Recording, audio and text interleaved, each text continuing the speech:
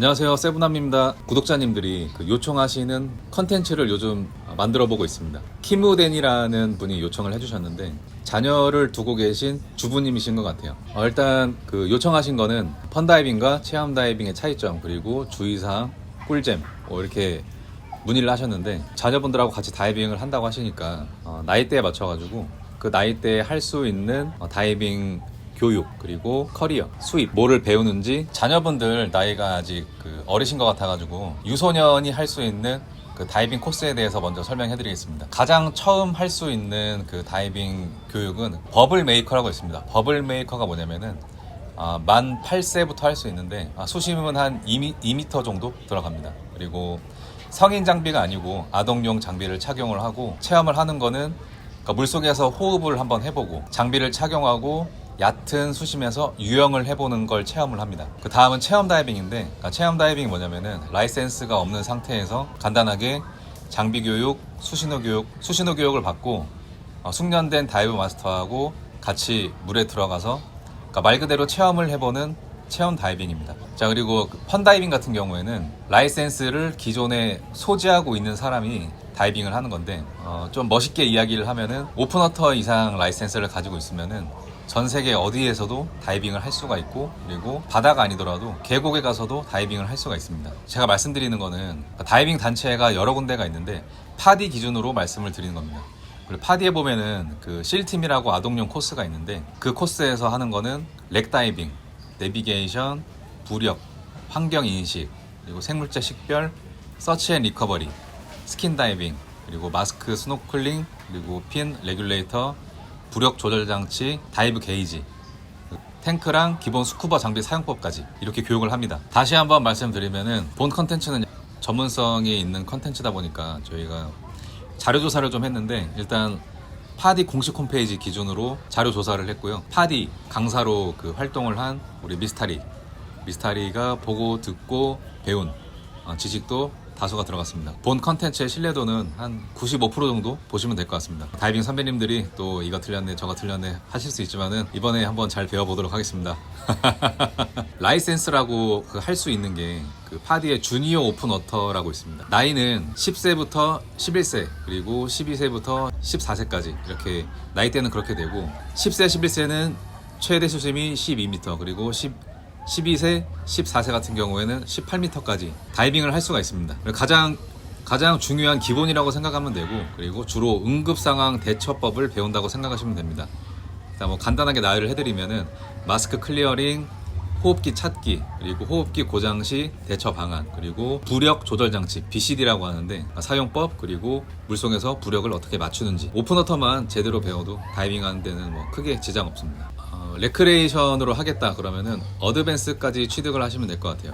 어드밴스 같은 경우에는 다이빙을 5회를 하는데 그 중에 딥다이빙 30m까지 하는 딥다이빙을 할 수도 있고, 그리고 내비게이션을 할 수도 있고, 그리고 부력 리마인드, 난파선 다이빙이나 야간 다이빙, 그 중에 강사의 재량으로 5가지를 선택을 해서 교육을 진행을 합니다. 어드밴스까지는 그냥 다이빙을 좀 즐긴다라고 생각하시면 되고, 어드밴스 윗단계는 이제 레스큐라고 해가지고 그때부터는 남을 돌볼 수 있는 스킬을 교육을 합니다.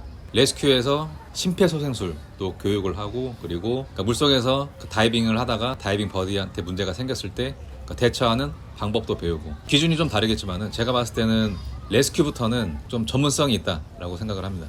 개인적으로는 다이빙을 하면서 케이브 다이빙이라고 해가지고 저희 샵 근처에 보면은 마리건던 케이브라고 있어요. 좀 깊고 긴 케이브가 있는데 동굴. 사실 저는 그 경험이 좀 좋았던 것 같아요. 프레시 들고 가가지고 프레시가 엄청 밝습니다.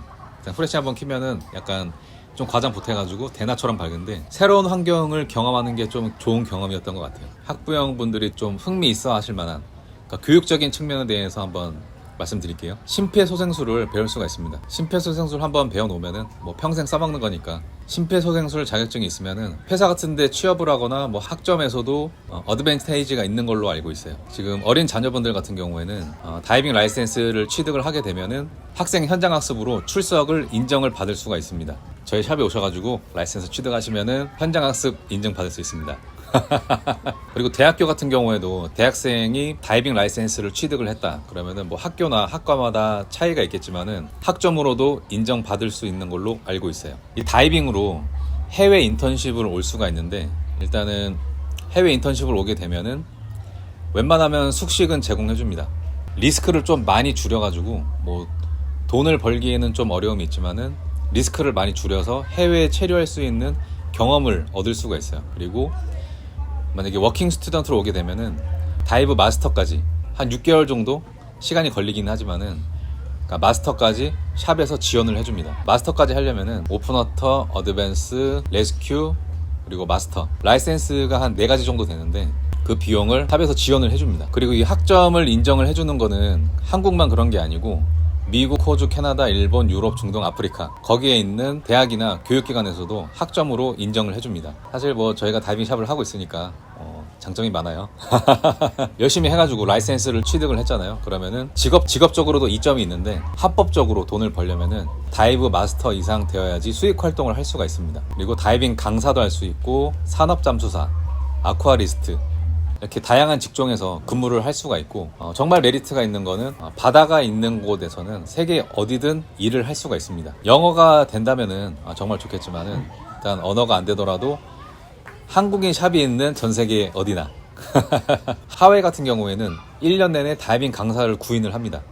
일단 인건비 같은 경우에는 뭐 기본급으로 월 3,000불, 그러니까 환율 계산하면은 한 360만 원 정도 지급을 하고, 그리고 왕복 티켓까지 제공을 해준다고 해요. 주로 체험 다이빙 샵인 것 같은데, 교육 같은 경우에는 여기 필리핀 세부에서 하는 게 유리하고, 만약에 다이빙 쪽으로 계속 커리어를 가지겠다 하면은 미주나 유럽권으로 가시는 걸 추천을 합니다.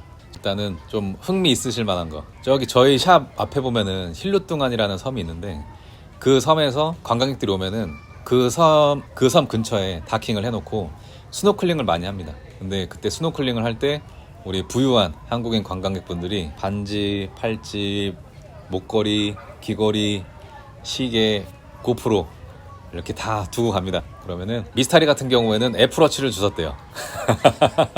일단 저는 새로운 경험을 좀 중요시하기 때문에, 그러니까 윈도우 배경이나 그리고 어항에서만 보던 해양 생물들을 직접 같은 공간에서 가까이서 볼 수 있는 새로운 경험을 할 수가 있고, 세부 같은 경우에는 볼 수 있는 해양 생물이 다금바리, 거북이, 환도상어, 고래상어, 가오리, 정어리떼, 비행기도 볼 수 있어요. 방금 제가 나열한 해양 생물들은 제가 직접 다 본 생물들입니다. 저희 샵이 막탄섬 마리건던 쪽에 위치해 있는데, 저희 샵 앞쪽에도 가끔 거북이랑 가오리, 그러니까 이글레이라고 하는데 그 친구들도 나오고, 그리고 니모가 뭐지? 흰동가리. 흰둥가리. 그 니모에서 나오는 친구도 여기서 볼 수 있고. 근데 니모가 약간 좀 애니메이션의 영향으로 조금 성격이 좋을 거라고 생각하시는데, 가까이 가면은 깨뭅니다. 그건 좀 조심하셔야 돼요. 자, 그리고 위험성. 좋은 레포츠긴 하지만 위험하면 안 되겠죠. 다른 인종들은 모르겠는데 한국 사람들 같은 경우에는 사실 어른들이 더 문제가 많아요. 왜냐면은 제멋대로 하거든요. 아이들은 시키는 대로 하기 때문에 오히려 아이들이 더 사고가 적습니다. 그러니까 쉽게 생각해서 배운 대로만 하면 사고 날 일이 없어요. 자, 그리고 수입 같은 경우에 필리핀 세부를 기준으로 보게 되면은 근로장학생부터 가능합니다. 사실 근로장학생 같은 경우에는 대학생이 해외 인턴십으로 사채과나 그 레포츠 관련된 학과 친구들이 오는데, 주로 워킹 스튜던트라고 해가지고 한 6개월 정도 여기서 체류를 합니다. 처우 같은 경우에는 숙식은 제공을 해주고 돈을 벌러 오는 게 아니기 때문에 급여라고 하기에는 좀 뭐하긴 하지만 보통 용돈으로 한 달에 300불 정도 줍니다. 일단 라이센스 없이 시작을 할 수 있다는 장점이 있고, 마스터 같은 경우에는 사실 세부에는 마스터가 많아서 한국인이 다이버 마스터로 돈을 벌기에는 좀 어려움이 있습니다. 강사부터 돈을 좀 번다고 생각하시면 되는데, 강사 타입이 2가지가 있어요. 샵 소속이 있고, 그리고 프리 강사가 있습니다. 샵 소속 강사 같은 경우에는 보통 숙식은 제공해주고 기본급이랑 수당 합쳐가지고 한화 기준으로 월 150에서 한 300 정도 번다고 생각하시면 될 것 같아요. 그리고 프리 강사 같은 경우에는 저희 샵에도 지금 프리 강사들이 오고 있는데, 가장 중요한 거는 모객입니다. 모객. 본인이 손님이 있고 강사 자격이 있으면은 사실 여기 현지에 샵이 없어도 돼요.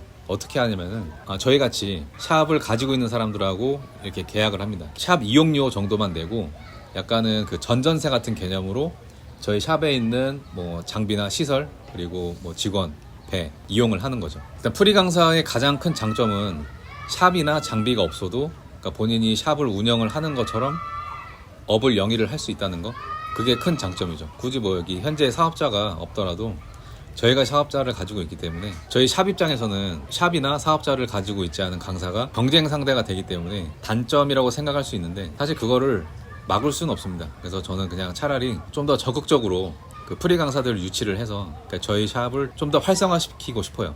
한국에 돌아간 그 다이빙 강사님들 제가 많이 있는 걸로 알고 있는데 다이빙 팀이 오시게 되면은 저희 샵 이용해 주십시오.